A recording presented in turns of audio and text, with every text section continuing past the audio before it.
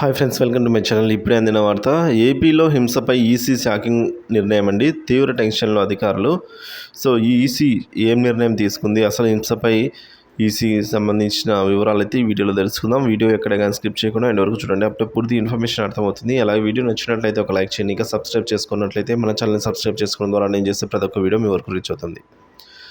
ఏపీలో ఎన్నికల తర్వాత చోటు చేసుకున్న హింసపై దేశవ్యాప్తంగా విమర్శలు అయితే వెల్లువెత్తాయి. ఒకవైపు భారీ ఓటింగ్ శాతంతో రాష్ట్రాల్లో ఓటర్లు తమ చైతన్యాన్ని చాటుకుంటే, ఎన్నికల హింసతో రాజకీయ నేతలు దాన్ని అరికట్టడంతో విఫలమై అధికారులు విమర్శలు అయితే ఎదుర్కొంటున్నారు. సో ఒకవైపు ఓటు శాతం ఎక్కువైందని ఆనందించాలా, మరోవైపు హింసకు తావు దొరికిందని అయితే బాధపడాలన్నట్టుగా ఇది పరిస్థితి.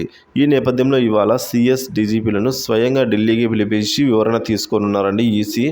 సో ఈ హింసకు బాధ్యుల్ని చేస్తూ ముగ్గురు ఎస్పీలు, ఒక కలెక్టర్ పైన అయితే వేటు వేసిన సంగతి మనకు తెలిసింది ఇదివరకే. సో రాష్ట్రంలో ఎన్నికల పోలింగ్ సందర్భంగా పల్నాడులోని మాచర్ల, గురజాల, నరసరావుపేట, రాయలసీమలోని తాడిపత్రి, చంద్రగిరి ఈ నియోజకవర్గాల్లో భారీ హింస చెలరేగిన నేపథ్యం. సో దీన్ని అరికట్టడం అక్కడి అధికార యంత్రాంగం అరికట్టడంలో విఫలమైంది అని ఈసీ భావించింది. దీంతో ఇవాళ ఢిల్లీకి సిఎస్ డీజీపీలను పిలిచి మరోసారి ఇలాంటి సంఘటనలు కనుక పునరావృతం కాకుండా హెచ్చరికలు జారీ చేసింది. అన్ని జిల్లాల ఎస్పీలను ముందస్తు జాగ్రత్తలు తీసుకునేలా చూడాలని అయితే సూచించడం జరిగిందండి. సో ఎన్నికల కోడ్ ముగిసే లోపే హింసకు బాధ్యులైన వారిపై కేసులు నమోదు చేసి దర్యాప్తు చేసి ఛార్జ్ షీట్లు దాఖలు చేయాలని సిఎస్ డీజీపీలకు అక్కడే ఆదేశాలు అయితే ఇచ్చింది. అనంతరం రాష్ట్ర ప్రభుత్వం నుంచి అందిన సిఫార్సుల మేరకు పల్నాడు జిల్లా కలెక్టర్, ఎస్పీ, అనంతపురం, తిరుపతి జిల్లాల ఎస్పీలపై బదిలీ వేటు వేయడంతో పాటు శాఖాపరమైన చర్చలకు ఆదేశాలు అయితే జారీ చేసింది.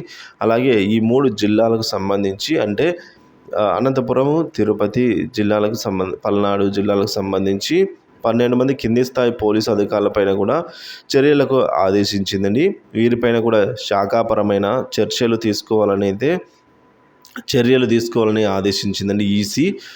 సో అలాగే హింసాత్మక ఘటనలపై దర్యాప్తుకు ప్రత్యేక దర్యాప్తు బృందం సిట్ ఏర్పాటుకు కూడా ఈసీ ఆదేశాలు ఇచ్చింది.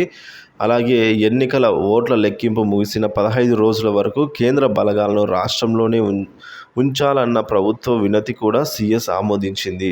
సో మొత్తానికి చూస్తారు కదండి, ఏదేమైనప్పటికీ కూడా సో ఈ నియోజకవర్గాలు ఏవైతే ఉన్నాయో పల్నాడు జిల్లాలోని మాచర్ల, గురజాల, నరసరావుపేట, అలాగే రాయలసీమలోని తాడిపత్రి, చంద్రగిరి ఇటువంటి తదితర నియోజకవర్గాల్లో భారీ హింస చెలరేగింది. దీన్ని అరికట్టడానికి కూడా అక్కడ యంత్రాంగం అరికట్టడంలో కూడా విఫలమైంది అని ఈసీ భావించి ఇవాళ ఇలాంటివి రిపీట్ కాకూడదని, అలాగే వెంటనే దీనికి సంబంధించిన వారందరినీ కూడా ఛార్జ్ షీట్ దాఖలు చేసి వారందరినీ కూడా అదుపులో తీసుకోవాలని అయితే ఈసీ ఆదేశాలు జారీ చేసిందండి. సో ఇదివరకే ముగ్గురు ఎస్పీలు, కలెక్టర్ పైన కూడా వేటు వేసిన విషయం తెలిసిందే.